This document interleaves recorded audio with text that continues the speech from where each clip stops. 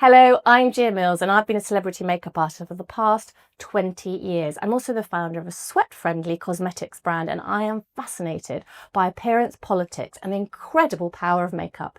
In True Reflections, we get to peek behind the curtain and find out what our favourite celebrities really feel about their appearance when the glare of the media is upon them. We discover what beauty really means to them and the hidden truths that often go unnoticed. So who is with me today?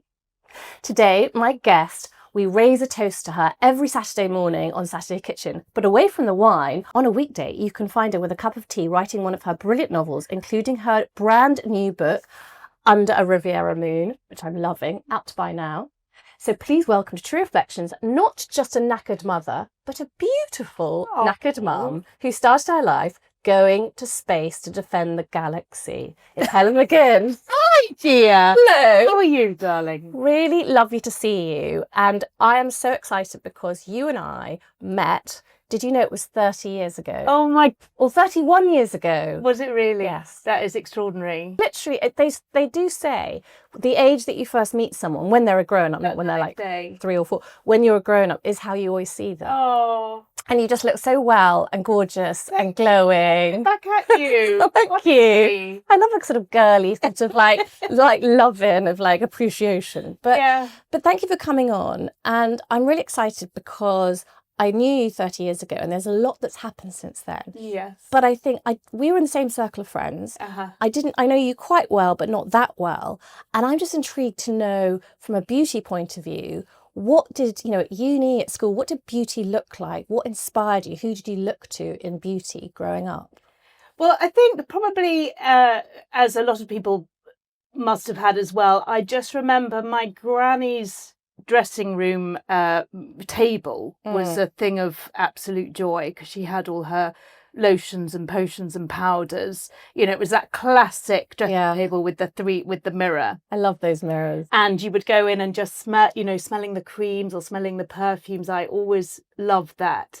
But myself with makeup, actually, I had quite a low maintenance relationship with makeup for quite a long time. I think maybe because I was at a girls' school to start with where it was absolutely no makeup, and if ever anyone thought you had any on, you were literally sent to the bathroom to go and take it off. So it was kind of like makeup was seen as a sort of bad thing to be wearing, to be using, and you had to sort of embrace your kind of naturalness when you were at school. Yeah, exactly. And maybe there was something about being at a girls' school you didn't really sort of worry about. Yeah, maybe. Like that. There was no one to impress. Well, exactly. But then that's an interesting one because it's like, are we impressing men with makeup or are we impressing our friends? And everyone says we dress to impress our friends. Yeah. I don't know. I think at that age, you're just kind of getting on with life. Like 14, 15, Yeah. 16, so it wasn't really a thing. And then I guess as I went through my 20s, my job then was very much a travelling job. So that was when I went into wine. And so 1 week out of 4, I was off somewhere anyway. So I always had a bag packed in the bedroom ready to go. So again, that probably carried, and also a lot of my job was spent outside in a vineyard. So my beauty regime was probably just making sure I had some good sunscreen on because I was in hot places. So I was always very good with my yeah. But I have got there's Mediterranean blood in the family. Oh, so what's your family heritage? There's French, there's some Portuguese, I think. We're a bit of a mix. But I've always been quite lucky that I've got skin that seems to not mind the sun. So what's your favourite SPF? What's your go-to that you love? Well, so this goes back to my granny's dressing table. Yeah. She always had Clarins on there, and I've never been able to quite wean myself off the really nice Clarins. It just smells so nice. It smells so nice, yeah, exactly. Clarins has a smell about it, and always has.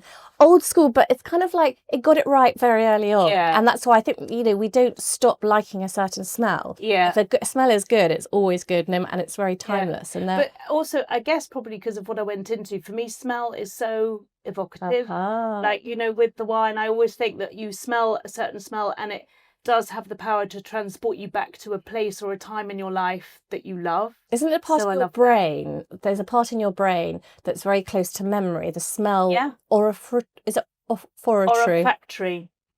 Never bloody. I just can never say that word. Or a factory. Yeah, It's but very that's close to the your trigger. memory. That's Yeah. very often the trigger. And our sense of smell is 5 times more powerful than our sense of taste. So we often, when we're talking about wine, we talk about smelling it rather than tasting it. Yeah. But I don't want to go off topic too early. No. It's just not. It's nice to go off on tangents. I always try and sort of keep roughly to sort of vaguely know what I'm doing. But I just want to know. We'll come back onto wine, obviously, and all sorts of other juicy things. But what were your? Did you have any makeup fails? Anything that kind of went totally wrong? I mean, from university. I don't remember anything going wrong. I thought we always looked gorgeous, and I don't think we were really that into wearing that much makeup at uni. I think that's the thing. We weren't. We were in that lovely era, maybe pre-social media as well. I think we all had a fairly low key approach to makeup in those days. Lucky if we put a bit of mascara on. It really was. It. Yeah, I think that was about it. And also a young jeans. I mean, you could wake up after a late night and still be able to get through a day and not. I mean, now if I have a late night, I'm paying for it a week later. But my skin really. But we had the that phrase, beer goggles. So literally, you're all beautiful. But when you put your beer goggles on, it was like you might have. Well, you probably didn't, but I might have kissed someone, and the next day they're like, do you know who you kissed? It's like, yeah, beer goggles on, i.e. anyone looked good. So blokes probably did the same with us. Like they had their beer goggles on and they didn't notice we were makeup. It's like, here's a girl, I can vaguely see her. Oh, she's cute. Right, that'll do. That'll do. Yeah, so I think, the youth, you weren't wearing that much makeup. So it wasn't then, but then there was a time I remember, this is probably late 80s. So then if you think, I mean, I loved Duran Duran and I loved the Rio video. Yeah. For me, the idea of beauty was the girl on the Rio record cover with her very dramatic 80s makeup. That is the most incredible picture, and I have amazing, isn't it?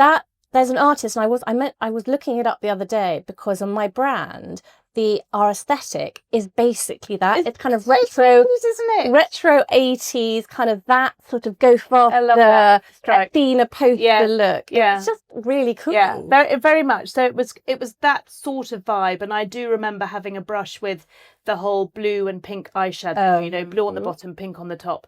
Blue on the bottom, what underneath? No, as on the lid, and then pink up here. Oh my god! And I don't think I managed to get out of the house without my mother catching me and telling me to go and take it off. So I guess I was quite low key with the whole makeup thing, but then I think you get to an age where you suddenly realise that you can help yourself. You don't need to, and then it's not about doing it for anyone else. Then it's about doing it for you. I think when you're younger, you kind of do it for fitting in, being part of a tribe, feeling, it makes you feel better. Yeah. But as you get older, you're feeling better for different reasons. It's not because I want the male gaze, let's say, to find me more attractive. It's like, this is how I want to look, and I want to feel good in myself. That's totally it. But what I love is you were probably not wearing makeup when you first met your husband, and it's such a wonderful story. Tell me about how old were you when you met your husband? So I met him when I was 4 years old at the local primary school. And I basically followed him around the playground until he gave up. Because his first words to me were, "Stop following me," genuinely. But I carried on. I'm nothing if not persistent. And actually, we've been together since we were 15. Yeah. You met at 4. Yeah. But then properly. And didn't you travel to the galaxy somewhere? Gosh, well, yeah. So there was at the time there was a cartoon called Battle of the Planets, and that was what we used to play. Okay. You're all far too young to remember that, but I mean younger than you. It was a big thing at the time, and we'd go out in the playground and play that. We'd all had different characters, and so I remember for one day and one day only, I was the princess to his captain of the spaceship. That sort of basically made my day, my week when I was 5 years old. But we've been together we celebrated our 25th wedding anniversary, which is insane. That's amazing. Just last week, I can't believe it. Because we've known each other since we were so young, we both still feel about 22. I love that. But you could have a meeting anniversary. Yes. When you were 4. Yeah. That's incredible. Yeah. And I just, what I think so beautiful is it's like an ultimate love story. Oh. Which is, from reading your book, Under a Riviera Moon, which literally have read in like 3 days. I'm nearly finished. I'm so absorbed, but it's this love story. So you started a love story at 4, Yeah. and now what's lovely is you've now come to be writing beautiful love stories, and I can sort of see parts of you threaded through. Oh, can you? Because you mention about a parent, Maggie's parent, Yeah. and how they've just known each other Yeah. for such a long time, and how you reference that. Yeah. So you how much of your sort of background do you bring into books, and in particular this one? Good. That's really interesting, because I'd probably do it without even noticing. I mean, I have, because this is now my 5th fiction book, and I have noticed that there is always a really lovely. I love writing about the relationship between 2 women where one is younger and one is older. So you've got the sort of 30 or 40 or 50-year age difference, because I love the idea of them learning from each other. Actually, I love the idea of it's different to a mother giving you advice, when it needs to be somebody once removed, and they need to have a friendship in their own right, and then you can really share experiences, and it's more about the young person asking questions. They want to know, what's your perspective on this, rather than the old person just saying, well, this is how I did it. It's more nuanced than that. And I think I've had some of those friendships in my life that are really important to me. But the stability thing, that's really interesting, because there is, generally speaking, always a pretty solid couple in each book. But then I try and make sure there's a reflection of everything else as well. And do you get from some of your friends the full insider chat on what that journey is for people who haven't necessarily had that consistent relationship? Because it is, I imagine it's pretty rare, and most of us have had the sort of ups and downs in relationships, and you're just this lovely person bringing all of that together in a book, and I absolutely love it, and I literally feel like I've literally melted into it, and I'm transported, and it's been a really good tonic, actually. That's what I hope, is I hope that the book does transport you, because a very wise friend once said to me, life isn't a fairy tale, which is, it's true. Bad things happen to everyone, but I didn't want to write a book where necessarily, so things will happen that aren't necessarily brilliant for the character, but it's to show how you get through that, and how you then keep going and move forward and find the positives, because that's how life is. That's really the true reflection. And I definitely draw on friends' experiences as I go through, and not what I always try and do is make sure that it's not one person's experience, it's bits of, but that's part of being a writer, I think, because I've learned that it's just stories go in and stay with me, and it takes me a while to ferment the ideas for a book. Good. I like the wine. Yeah, you just have to let it sit for a while, and then the creative aspect is that you take a story that you might have heard. So in this one there's a part about fertility there. So I had my own issues with fertility for a while. I'm very lucky. I've got 3 children, teenage children, but having been through that, it gave me an understanding, but my story ended differently. So I wanted to try and explore it, but very much understanding that I need to be in someone else's shoes. So you read a lot about it, you talk to people, you just take these stories in, and then hopefully distill them into something a bit different. Well, I think the way you do the characters is nuanced, and it just feels you can identify in different ways with different people, and it is like the older female in it, the rather glamorous lady. I love her. You do feel that she's sort of giving you wise advice, and I'm reading it as if I'm talking. An older woman is talking to me. Yeah, exactly. It's beautiful, and plus also she's so super glam. Is she based on anybody? It's an amalgamation of people, but there are people in life that you remember because they always looked so effortlessly gorgeous. They're just stylish. Like they could throw on anything and they look stylish, and she's one of those people. Because it's funny, because you said, when we were younger, we were saying that you didn't wear much makeup, and now you're sort of describing a really glamorous woman, a more mature glamorous woman. And as you were saying earlier, how you have sort of got more into makeup and the glamour, not hard, you're just very beautifully you, but you're not you're now leaning in a bit more. I'm more than leaning in. I am fully on board. So what I want to know is, what products do you use now? Because I think it's absolutely fascinating to learn what people use. As a makeup artist, I'm standing, when I work with other makeup artists, I am fascinated, like, what are you using? Why are you using that?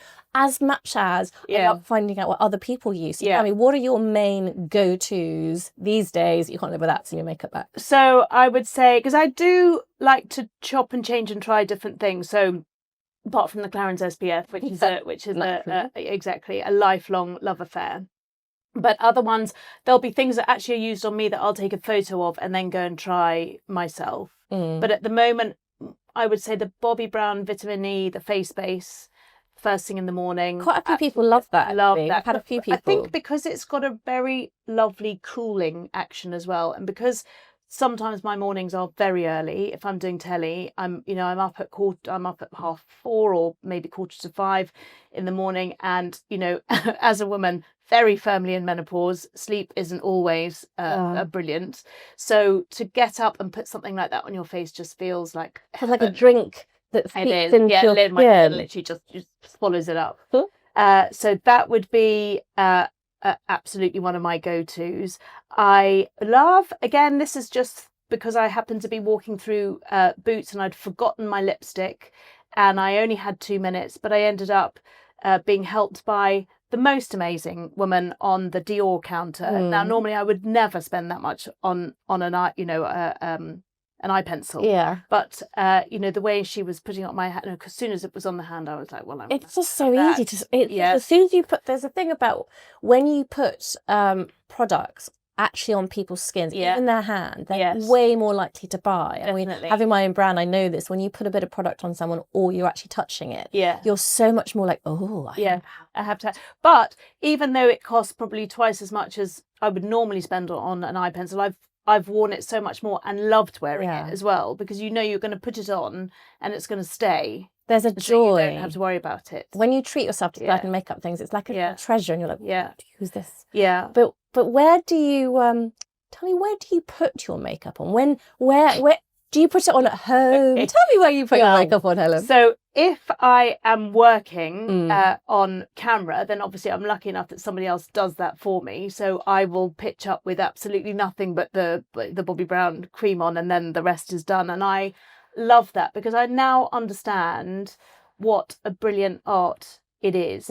Because from when I started, when I started having my makeup done professionally, it was more for print media, for telly, because I have written for newspapers for a long time. And of course, when you're having makeup put on for print, that's quite, it has to be quite heavy because of the nature of it being a print. As you know, it's different. You've got bright flashes and it will literally quite unforgiving. It will get rid of a lot of the makeup, so you have to go extra. And I remember as somebody who didn't wear a lot of makeup to that, I just didn't feel myself at all. And if you look in the mirror, everyone goes, oh, wait, just wait till some photograph. Exactly. And then you'll see, and you're like, oh. And that's exactly it. Yeah. And you see the photograph and you're like, actually, thank God someone did my makeup. Hello. But with the telly, what I really love is there are a couple of makeup artists that do my makeup regularly, and we know each other so well, and I so trust the process that I sit in the chair and I don't even look at my face because the mirror's right there and we're chatting and the brushes are there, so I like to not see my face, so at the end it's a surprise. It's a real before and after. And considering how I looked at 4:30 in the morning to how I look when I go on, let's just say there's real progress there. And I love it. I love it. I love that it's encouraged me to use colour on my face. It's encouraged me to use, lipsticks that I would never have imagined doing anything other than, just a natural lip balm. But no, I really enjoy it. I think it is lovely when you have makeup artists who do make you think differently, and it is nice to explore stuff. And I think it's sort of tentatively exploring, because you don't want to spend too much money on products. And then you're like, oh, that's not going to work. But I often get given products, or I buy stuff, and if I don't like, I hand it on to someone I think it's going to really work with, so people can we can all share and explore, which I think is a really nice way to kind of during discover. Lockdown, so for 2 years I had to do Saturday Kitchen from home, because of the rules of how many people you could have in the studio. So I was on Zoom for 2 years doing an hour and a half of live telly. So And doing your own makeup. The only thing that worried me about it was doing my own makeup. So I remember texting Makeup Mel and saying, what do I do? You know, what do I do? I'm going to be, it's on Zoom and it's that time. Because Zoom is a different beast. It's Zoom's a different beast, and exactly. How you put yourself in Zoom is very different to how you will be on camera, on camera in a studio. Totally. I mean, I have to say I was half dressed for the entirety. Always had a nice top on and then tracksuit bottoms on underneath. But she was like, Helen, just bronzer. Just lots and lots and lots of colour on your face, because whatever you do with Zoom, it will just slightly, wash you out. And I am a huge bronzer addict anyway. So which is your favourite bronzer? So for that, I invested in the Chanel. Oh yeah, I can never pronounce it. Which is Soleil. But it's, I mean, one pot will last me anyway. It lasts me a year easily because I don't use it every day. But if I'm having to put on some sparkly bronzer, then that's the one. We'll add that into the notes. But and I think what I love, people know you from Saturday Kitchen, and it's a brilliant show. So you're there super early, and you're kind of having to sort of be all perky and sort of bright-eyed and bushy-tailed. So we now know your sort of makeup process.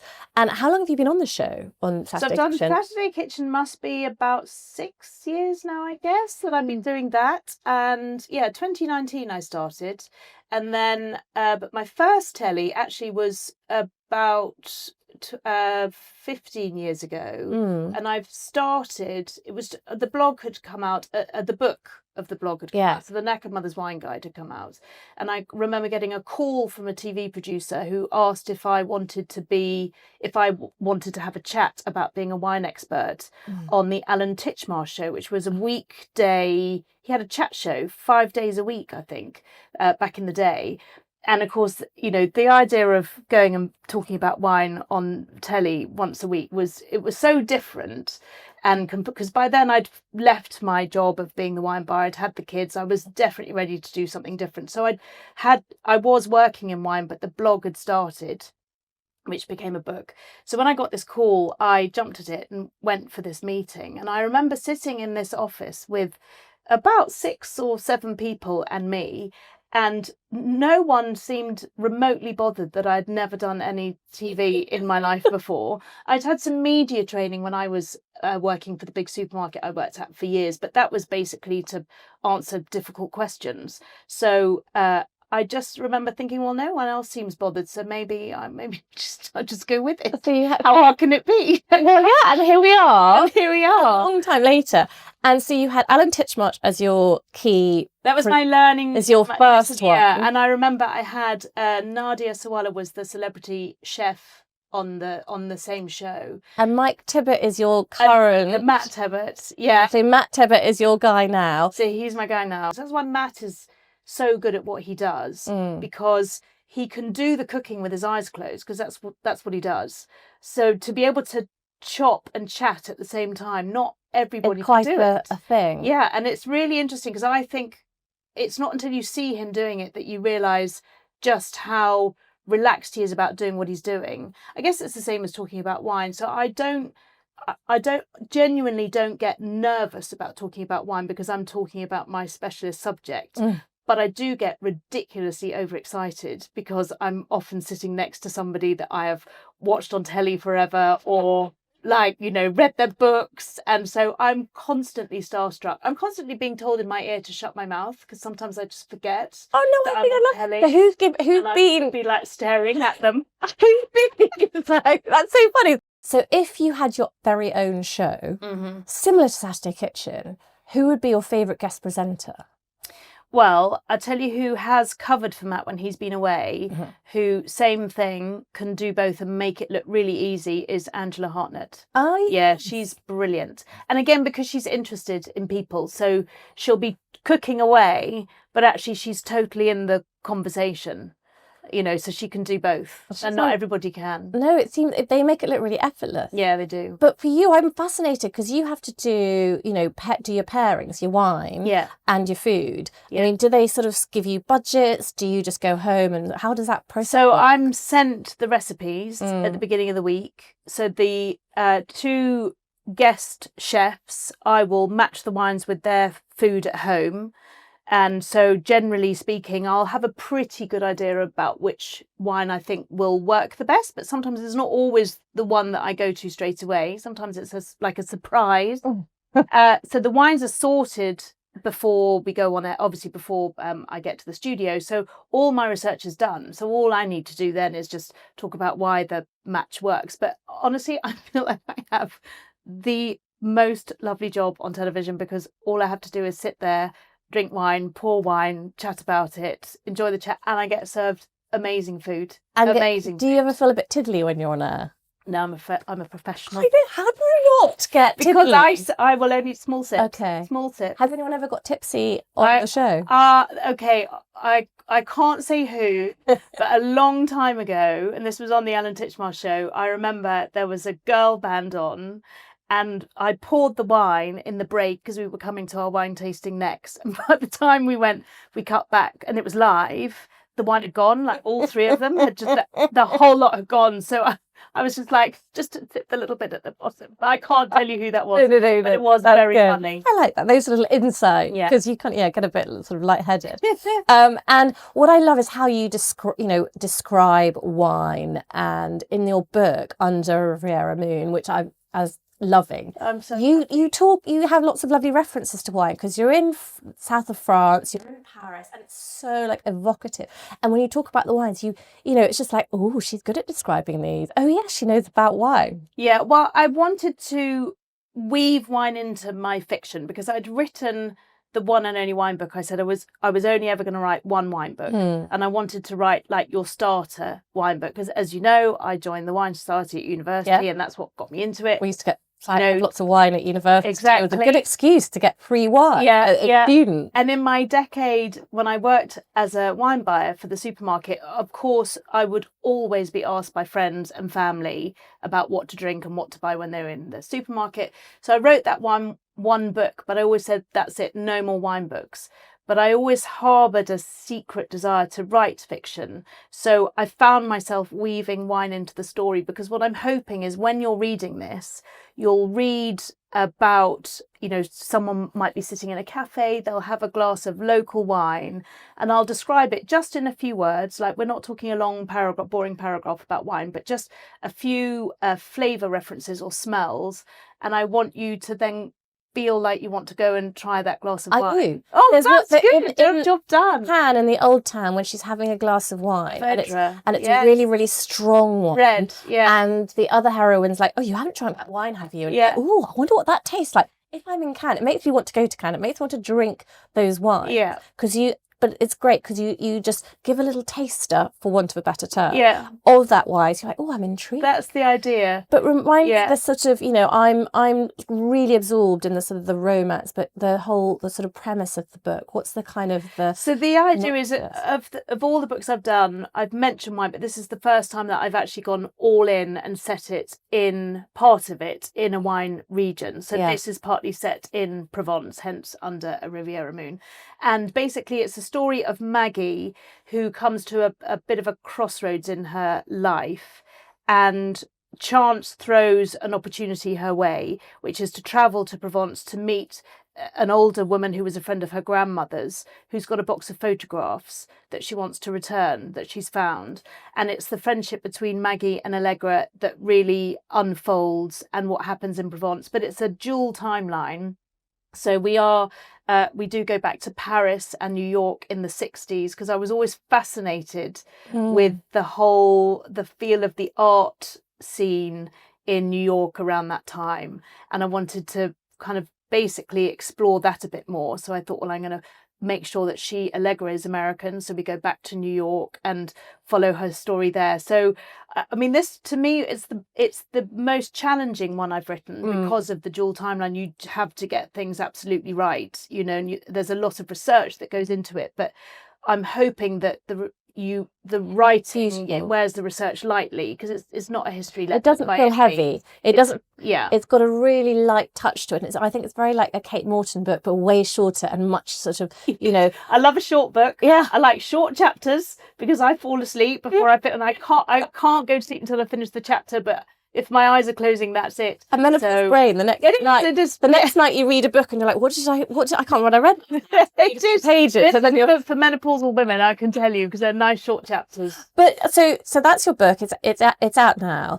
But also you are quite well known for liking another author, someone on Mastermind. Oh, you yes. chose Jackie Collins. Collins, my absolute heroine. How do you pick what it is, and how do they advise you on the show? So you're asked to choose your specialist subject, but obviously being Celebrity Mastermind, it can't be your actual specialist subject. So it couldn't be wine. That would be boring anyway. Well, Going back to makeup, Jackie Collins, I mean, she was growing up. She's so glamorous and got that whole, she's got that real 80s, 90s vibe, Hollywood. I used to look at the cover of the books with her face on it, Oh, and try and copy how she did the makeup.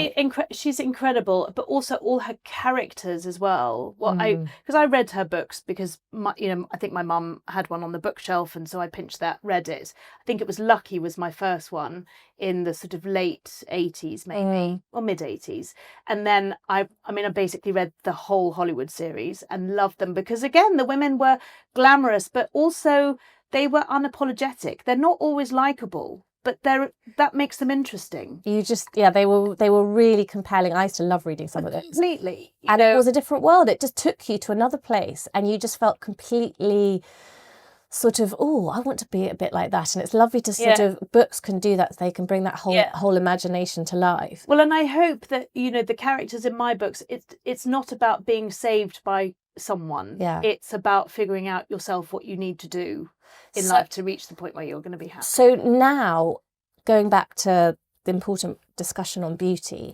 how are you feeling about beauty now? How do you feel about, what does society say to you about beauty now?